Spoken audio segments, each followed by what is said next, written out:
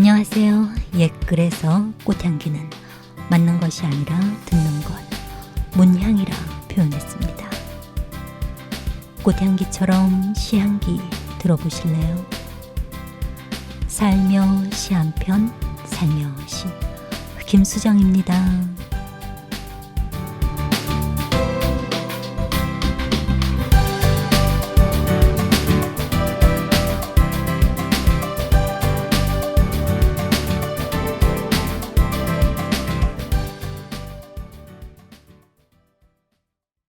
오늘은 신동엽 문학상 수상시인과 수상작을 소개하려고 합니다. 애초에는 신동엽 창작기금이었으나 2004년 제22회부터 신동엽 창작상으로 명칭을 변경하였고 2012년 제30회부터는 신동엽 문학상으로 개칭했습니다. 신동엽 문학상은 고 신동엽 시인의 문학과 문학정신을 기리고 역량 있는 문인을 지원하기 위해 1982년 신동엽 시인의 유족과 창비가 공동으로 제정한 문학상입니다. 신동엽 창작기금에서 마련한 이 문학상은 일반적인 문학상들과 달리 역량 있는 작가가 한국 문학을 빛낼 뛰어난 작품의 창작에 전념할 수 있는 여건을 마련해 주기 위한 성격을 갖고 있습니다. 수상자의 선정에서는 신동엽 시인의 문학 정신을 폐쇄적인 마음이 아니라 열린 마음으로 창조적으로 계승한 작가여야 한다고 밝히고 있고 시와 소설 어느 장르에도 구애받지 않는 심사 기준을 갖고 있습니다. 제1회 때는 유족이 기탁한 기금 200만 원으로 시작했으며 제2회부터는 유족과 창비, 당시 창작과 비평사가 공동 출자하여 시상했습니다. 시상금은 1988년 제7회 때부터 300만 원, 1992년 제10회부터는 500만 원으로 늘렸으며 1996년 제14회부터는 700만 원, 2001년 제19회부터는 1000만 원이 되었습니다. 현재 상금은 시, 소설 2천만 원, 평론 700만 원입니다. 보통 매년 한 명씩 선정하는데 1983년부터 1987년까지, 1991년부터 1992년까지는 2명씩 선정했고 1989년은 선정하지 못했습니다. 2011년부터는 매년 시와 소설 부문에서 각각 한 명씩 총 2명을 선정합니다. 1988년까지는 매년 말에 시상했고 1990년 제8회 때부터는 보통 신동엽 시인의 기일인 4월 7일에 시상했는데 2000년 들어서는 매년 말에 창비에서 시상하는 다른 문학상과 같이 시상합니다. 제정 이후 제13회 1995년까지 이 기금을 받은 작가는 2년 안에 작품을 완성하여 출간해야 했으며 이후 작가만 선정하여 시상하였는데 신동엽 창작상으로 명칭을 바꾼 2004년 제22회부터는 수상자와 수상작품을 함께 발표하고 있습니다. 보통 서너 명의 심사위원단이 구성되어 수상자를 선정했는데요. 심사위원으로는 백낙청, 구중서, 연무웅, 신경림, 이문구, 최원식, 현기영, 김사인, 이시영, 손택수, 전성태, 이광호, 한기욱, 나이덕 등의 문학평론가, 소설가, 시인들이 맡았습니다. 출판사 창비는 제40회 신동엽 문학상 수상자로 최지인 시인, 정성숙 소설가, 김요섭 평론가를 선정했다고 밝혔습니다.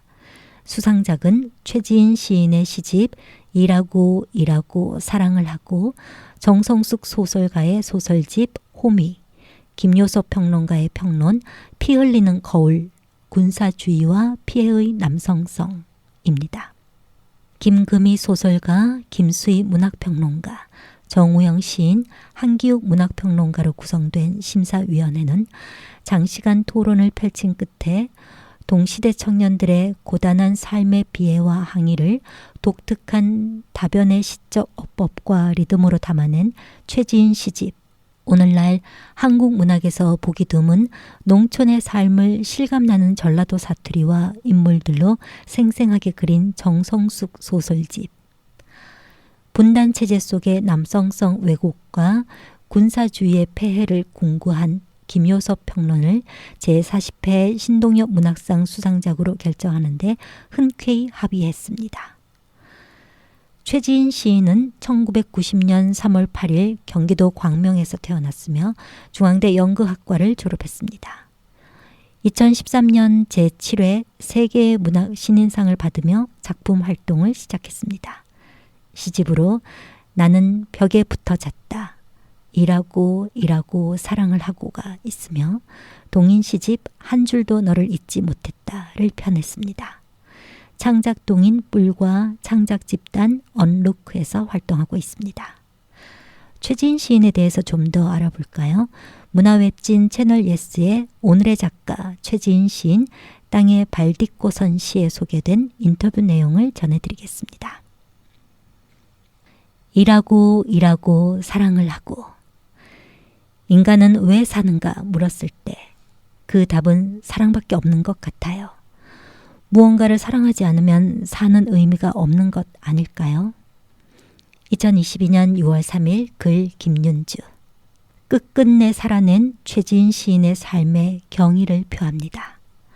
뮤지션 이승윤의 추천사처럼 시집 일하고 일하고 사랑을 하고는 최지인 시인이 일하는 사람으로서 이 삶을 살아낸 기록이다. 우리가 처한 현실처럼 시가 그리는 삶은 녹록지 않다. 직장 동료는 부당 해고를 당하고 사회 곳곳을 폭력과 죽음이 채운다. 그럼에도 땅에 발 딛고 일하며 사랑을 향하는 마음은 무엇일까? 거듭 질문하며 시인은 한 권의 시집을 묶었다. 글 쓰는 사람은 늘 다음이 있다. 두 번째 시집 일하고 일하고 사랑을 하고가 많은 사랑을 받았어요. 2주 만에 1만 부가 팔렸다는 수식어가 붙었는데요. 기분이 어떤가요? 굉장히 좋아요. 시를 누군가가 읽어준다는 것이야말로 시인에게 가장 기쁜 일 아닐까요? 물론 좋다는 말에는 굉장히 많은 감정들이 담겨 있지만요. 어떤 감정들이 있었나요? 사실 잘 정리되진 않아요. 기쁨을 온전히 살아낸다는 것이 굉장히 어려운 일임을 알게 됐어요. 시집이 많이 팔렸다는 건 제겐 이례적인 이벤트거든요. 친구의 추천사 덕을 많이 봤다고 생각하고요. 그런데 글 쓰는 사람은 늘 다음이 있잖아요. 앞으로는 홀로 자신을 증명해 나가야겠죠. 그 말을 들으니 작가님의 시가 왜 꾸준히 변하고 있는지 알 것 같아요. 인간은 늘 변화하는 존재 같아요. 첫 시집을 묶었을 때와 지금의 제가 달라졌듯이 계속 변할 텐데 이왕이면 긍정적인 방향으로 나아갔으면 해요. 그러려면 무던한 노력이 필요하겠죠. 좋은 사람의 정의는 계속 변하잖아요. 시대가 요구하는 인간상도 달라지고 실제로 좋은 사람처럼 보였던 인물들이 우리를 실망시키기도 했죠. 저도 머물러 있으면 굉장히 이상한 방향으로 변할 수 있을 거예요. 그래서 평소에 정진해야 한다는 말을 많이 해요. 2017년에 출간된 첫 시집 나는 벽에 붙어 잤다와 이번 시집을 나란히 놓고 읽었어요. 생활에 대한 관심이 이어지면서도 현실의 문제가 좀 더 밀착되어 드러난다는 느낌을 받았어요. 쉽게 와닿는달까요? 저는 종이책을 기반으로 고전적으로 활동하는 시인이기 때문에 시집을 묶는 것이 한 시절을 매듭짓는 듯한 기분이 들어요. 한 권씩 낼 때마다 저라는 인간을 되돌아보게 돼요. 솔직히 이번 시집을 독자들이 쉽게 읽어주는 것에 놀라기도 했어요. 두 번째 시집을 읽고 역으로 첫 번째 시집을 편하게 읽어주시기도 하더라고요. 제겐 신기한 일이에요. 일하는 사람으로서의 나를 시에서 발견할 수 있어서 좋았어요. 시집의 화자들은 일하고 그 와중에 사랑을 하는 구체적인 현실을 살아가고 있으니까요. 언제나 땅에 발 딛고 있는 작가이고 싶다고 생각해요. 작가마다 서 있는 위치가 다 다르잖아요. 높은 곳에서 조망하는 작가도 있고 지하 세계에 들어가 내면을 바라보는 작가도 있고 역할이 다를 텐데요. 저는 기왕이면 현실 위에서 쓰는 사람이 되고 싶어요. 나를 일하게 하는 것들. 홍콩 민주화 시위, 미얀마 민주화 운동, 해고 노동자 이야기 등 현실의 사건이 시에 언급됩니다. 이 사건들이 지극히 일상적인 일과 공존하는 것이 인상적이었어요. 사회에서 부당한 일들이 일어날 때 당사자가 아닌 저는 어떻게 이 일들을 바라봐야 하나 고민이 돼요. 저는 활동가 정체성을 가진 분들처럼 전면에 나서서 행동하는 사람은 아닌 것 같아요. 다만 제 위치를 정직하게 드러내야 한다고 생각해요. 당사자가 아닌 저는 그 일들을 매일 생각하는 것도 아니고 오히려 외면하며 살아가고 있어요. 더 솔직하자면 좋은 집에 살고 싶고 좋은 차를 몰고 싶은 욕망이 피에 흐를 정도거든요. 그렇지만 지금 이 순간에도 전쟁이 일어나고 장애인분들이 이동권을 투쟁하고 있잖아요. 문득 나는 안전하게 살아가는데 나와 다르지 않은 사람이 그런 상황에 처해 있다는 사실에 알 수 없는 감정이 들어요. 그럴 때 모순을 느끼죠. 시를 읽으면서 공감한 감정 중 하나가 죄책감이었어요. 방금 말한 모순과도 연결되는 것 같아요. 맞아요. 직장 생활을 할 때 부당한 일을 많이 목격했어요. 그런데 한 번도 밥그릇을 내려놓고 같이 싸워주지 못했어요. 그건 비겁함이기도 하지만 어쩔 수 없음이기도 하겠죠. 당장 돈을 벌고 먹고 살아야 하니까요. 그렇게 정당한 대우를 받지 못하고 패배감을 느끼면서도 일을 한다는 건 뭘까 고민하게 돼요. 시 세상의 끝에서가 떠오르기도 하네요. 화자는 직장 동료의 퇴사를 지켜보고 노동단체를 뛰쳐나와 살기 위해 이력서를 쓰죠. 일이 고통이라고도 생각했어요. 일은 우리에게 고통을 주지만 한편으로는 인간을 인간이게끔 하는 것도 일이라고 생각해요. 일한다는 건 꿈꾸는 일인 것 같아요. 부끄럽지만 대학 시절에는 사회에 나가는 친구들을 보면서 꿈도 없다고 생각했거든요. 그런데 직장을 다니고 새로운 가족을 만들면서 뒤늦게 이것도 굉장한 꿈이라는 걸 알았어요. 이 꿈을 이루기 위해 일이라는 단계가 필요한 거죠. 송경동 시인을 굉장히 좋아하는데요. 그가 꿈꾸는 자 잡혀간다고 쓴 적이 있거든요. 저는 그 말을 받아서 꿈꾸는 자 시들지 않는다고 쓰고 싶어요. 그렇기 때문에 일을 포기할 수 없죠. 작가님은 시인으로서의 노동과 직장인으로서의 노동을 병행하셨잖아요. 어땠나요? 시 세상의 끝에서에도 썼지만 지나치게 일을 많이 하면 이루는 게 없다는 걸 느꼈어요. 그럼에도 시 쓰는 일을 계속하기 위해서 돈을 벌어야 했죠. 또 다른 이유는 조금 이상적이에요. 어느 날 문득 한국에서 경제 활동을 하는 사람이 얼마나 될까 궁금해졌어요. 아무리 보수적으로 잡아도 절반 이상은 일한 경험이 있겠죠. 독자 대부분이 일한 경험이 있는데 쓰는 사람인 제가 경험하지 않으면 뜬구름 잡는 시를 쓸 것 같았어요. 그래서 스스로를 계속 일하게 한 듯해요. 무수한 일하는 날들을 지나야 사랑이라는 단어가 나오잖아요. 이 시집에서 사랑은 일상에서 종종 반문할 수밖에 없는 것이라는 생각이 들었어요. 이것도 사랑이라고 말할 수 있을까 하고요. 사랑이 우리를 아프게 하는 순간이 있죠. 제가 타인을 아프게 할 때도 있고 사랑을 하다 보면 원하던 방향과 모양이 달라질 때도 있고요. 그럴 땐 이것도 사랑인지 의심하게 돼요. 그럼에도 인간은 왜 사는가 물었을 때 그 답은 사랑밖에 없는 것 같아요. 무언가를 사랑하지 않으면 사는 의미가 없는 것 아닐까요? 제가 시를 사랑하지 않으면 시를 쓸 이유가 없고 누군가를 사랑하지 않으면 이 세상에 존재할 의미가 없으니까요. 그렇기에 많은 것을 사랑하려 애쓰는 것 같기도 해요. 시 죄책감에 너와 손잡고 누워있을 때 나는 창문에서 뛰어내리는 한 사람을 떠올렸다는 구절이 나와요.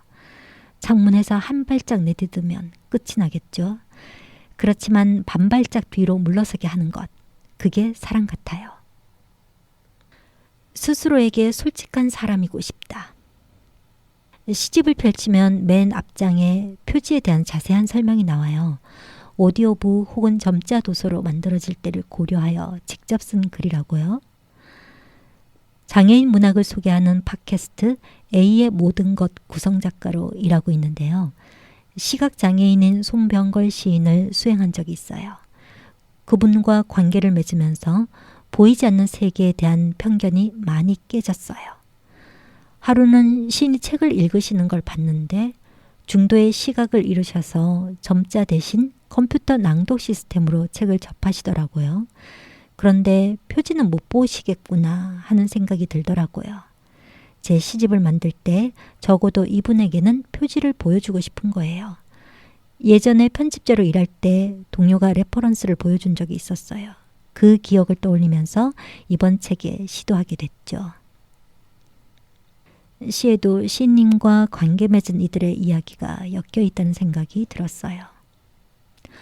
관계 맺기는 제 글쓰기의 화두 중 하나예요. 제가 생각을 착착 정리하는 버릇이 있어서 그만큼 편견도 많아요. 고정관념을 해소하거나 확장할 수 있는 건 결국 낯선 이와 관계 맺는 것이더라고요. 예전에 서울역 홈리스 분들과 2년 동안 독서 모임을 한 적이 있는데요. 제가 상상한 모습과 실제 삶이 많이 달랐어요. 최근 이주 배경 청소년 여성분들과 교류하면서 제가 가진 편견을 되돌아보기도 했고요. 또 다른 화두도 궁금해지네요. 자기 기반의 글쓰기도 중요해요. 언제나 제가 딛고 선 곳으로부터 글쓰기가 시작되었으면 하거든요. 지금 파주에 살고 있는데 파주에 학살이 많이 일어났다는 사실을 알게 됐어요. 알고 보면 전국에 학살터가 정말 많거든요. 우리는 학살터 위에서 살아간다고 할 정도로요. 제 기반을 정작 잘 몰랐다는 생각이 들어서 여러 가지로 조사하고 있어요. 마지막으로 새로운 공동체를 이야기하고 싶어요. 모두에게 안전한 공동체가 역사상 존재하기나 했을까요? 불가능한 일이겠지만 누구도 배제하지 않는 새로운 공동체가 필요하다고 생각해요. 마지막으로 하고 싶은 말이 있다면요. 이 인터뷰에 제가 좋은 사람으로 담기지 않았으면 좋겠어요. 한 사람을 조명할 때 안 좋은 면은 소거해버리니 문제가 발생하는 것 같아요. 저는 좋은 면, 나쁜 면을 모두 가진 사람이고 거기에 솔직하고 싶어요. 이제 수상작인 최지인 시인의 시집 일하고 일하고 사랑을 하고의 제목이 된 시 컨베이어를 들려드리겠습니다. 컨베이어 최지인 자유로에서 파주 출판도시로 빠져나갈 때 우리가 벌써 30대가 되었고 변하지 않은 것은 과거뿐이라는 걸 알았다. 친구를 태우고 식당에서 만둣국을 먹는 동안 시답지 않은 농담을 주고받았다. 어느새 바닥이 보였다. 필로티 주차장에 차를 세워두고 그게 무엇이었든 영원하길 바라던 때는 지났다. 대기 발령 중인 친구는 잠이 오지 않는다며 물류센터에 나가 일했다. 거대한 컨베이어 벨트 앞에 서서 물건들을 분류했다. 나는 곧 잘릴 것이다. 해야 할 일을 완수하지 못했기 때문에. 사라질 것이다. 더 이상 슬픔은 없다. 그동안 뭘 했는데? 사실 저는 일 말고 다른 것을 좋아했습니다. 무대에 선 친구가 기타를 치며 노래했다. 유명해지거나 가난해지거나 우리에겐 선택지가 없네. 너희는 처음부터 알고 있었겠지. 하루 16시간 6명의 몫을 하기에 우리는 벌써 늙어버렸네. 일하고 일하고 사랑을 하고 끝끝내 살아간다는 것을 들것에 실려나가기 전에 알고 있었던 것. 비정규직의 정규직 전환을 반대하는 건 정규직이라는 사실. 하고 싶지 않은 일은 보상이 적다는 사실. 한번 일자리를 잃은 이는 계속해서 자리를 잃게 될 거라는 사실. 아스팔트에 쓰러진 운전자와 찌그러진 범퍼 앞에서 전화하는 운전자와 옆으로 누운 오토바이를 피해 서행하는 운전자. 혼자 남은 나에게, 혼자 남은 너에게. 산자의 얼굴을 들여다보며 아무것도 하지 않은 것에 대하여 나는